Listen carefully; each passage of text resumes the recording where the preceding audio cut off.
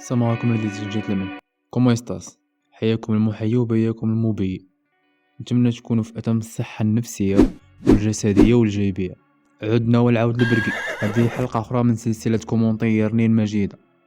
اللي باقي ما تابونا غير يزعم ويديرها، واللي عنده شي كومونتير كيخربق المشاعر يبارطاجيه معنا، راه غادي تلقى اللين ديال الفيسبوك والانستغرام في الديسكريبسيون.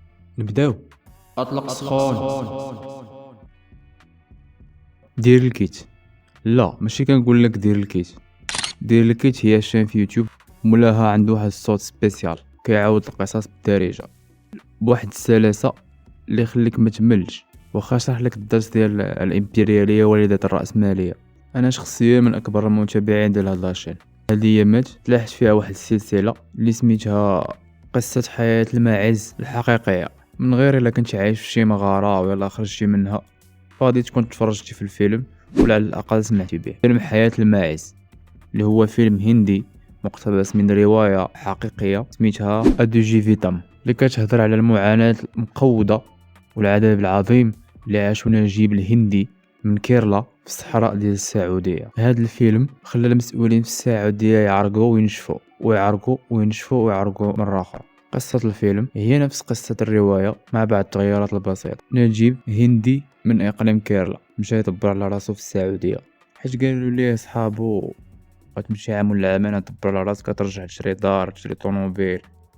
مشى باع الدار ديالو وخدا فيزا. فاش وصل للمطار جا واحد خونا داهم قال لهم انا الكفيل ديالكم. داه من المطار شرح به البهايم اللي كانت عايشه احسن منه في ديك الزريبه. من بعد ما عاش تقريبا 3 سنين ولا 4 سنين وخونا كيتفنن في التعذيب ديالو الادلال ديالو. اخيرا من بعد ما فقد كل الامل في الهروب قرر يهرب هو وصاحبه وواحد الصومالي كان مع صاحبه في الزريبه ديالو، اللي هي زريبه نيت حداهم في الصحراء ولكن عمرهم ما شافوا بعضياتهم. المهم بلا ما ندخلوا في التفاصيل وبلا ما نحرقوا الفيلم اللي بغيت تفرج فيه، نرجعوا لدير الكيت. في الجزء الاخير من هذه السلسله ديال حياه الماعز لقيت اقوى كومونتير غنشوفو في السنوات الاخيره. ناصر حسن حط الملحه على الجرح وجابها في البوزاي فاش كتب هذا الكومونتير الاسطوري: الحلقه الاخيره عندك انت، اما المغاربه مازال عايشين حياه الماعز. وخلاني نتخربق والمشاعر الداخل ديالي ترون، الكعية والغضب مخلطة مع قلة الحيلة. فاش في 2024 كتشوف مرأة خدامة في الميناج ب1000 درهم للشهر وراجلها خدام في قهوة ب1500 درهم، كيخليو ولادهم عند الجيران وما كيتلاقاو حتى الليل غير باش يعيشوا غير باش ياكلوا.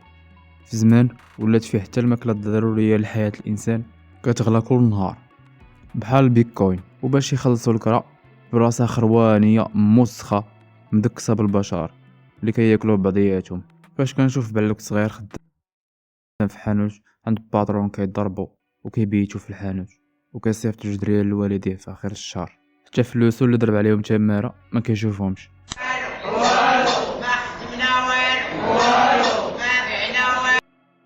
فاش كنشوف شباب في بداية ديال حياتهم وفي عمر الزهور كيمشيو مع الفجر كيضربوا تماره حتى 9 الليل، كيضربوا تماره واقفين النهار كامل على ود جوج دريال، لا سينيسيس لا اسيرونس لا قلع. انا بقى دوزت حياة الماعز واخا ما صبرتش وما كملش حتى 15 يوم، حيت انا فنيان وما بغيتش نخدم، بغيتها بارده، بغيت نعس حتى للجوج الدوران في السناقي. ومن سخرية الاقدار في الفيديو اللي مورا هاد الفيديو ديال الجزء الاخير فين نجمع كاع الاجزاء غتلقى هاد الكومونتير. والمغيبين مغسولي الدماغ اللي كيشدوا في العصا وكيخليو اللي ضربهم بها، واللي كيقراو العنوان وكيخليو الكتاب. هادوك غيقولوا ليه مزيان راك راجل، لا خصك تضرب تماره، خدم على راسك كون حرش.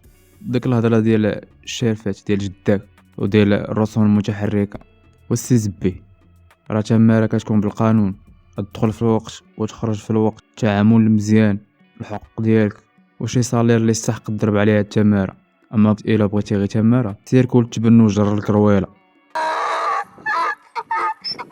فيما مشيتي في هاد البلاد تلقى الخرفان والمعيز. بلاتي نعاود لكم واحد القصه حقيقيه. واحد السيد جارنا باقي صغير دري جون عنده مريض بالداون سيندروم اللي متلازمه داون.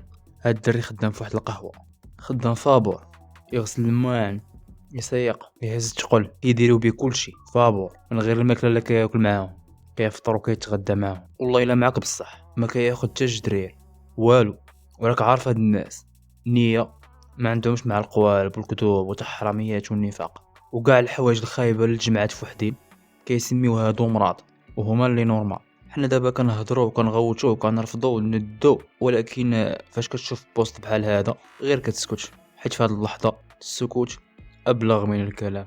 اش غنقولوا اش غنناقشوا بقى ما يتقال. الا بغيتي تدافع على الدوله ولا المسؤولين على هذا الشيء، شنو غتقول؟ باش غتبرر؟ كيفاش غتدافع؟ ولكن ما هو سبب الخلاف؟ الله أعلم. إذن أين الأدلة على صحة كلامي؟ الله أعلم. امال انت جاي ليه؟ أنا جاي يا فندم علشان أطلب التأجيل. يعني زي ال20 مرة اللي فاتوا. دي ماشي حياة الماعز، هذه حياة الخرا ديال الماعز.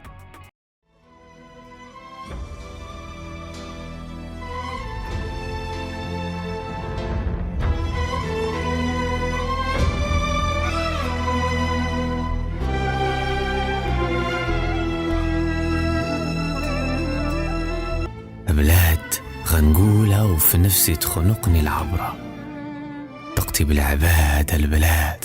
بس كيسهل الله فينا، المغرب كامل حاقد، ما كاين خدمه، ما كاين طبيب، ما كاين سبيطارات، ما كاين حتى شي حاجه، كلشي مخنق. وما عمري شفت المراه داخله كتعوم، كتسمح في ولادها وداخله تعوم على بن على لقمه العيش.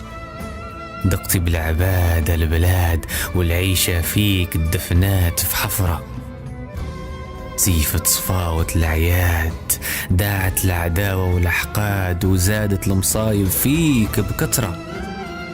تنقولها وفي جوارحي غصة النبرة، سرقتي فرحة الولاد البلاد، تمرتي عفت الجواد البلاد، وصارت العلة فيك بوفرة.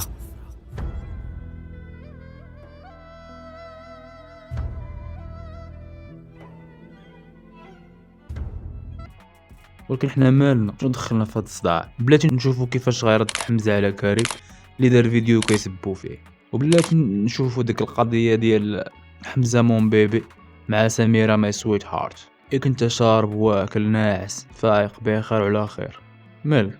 شنو خاصك؟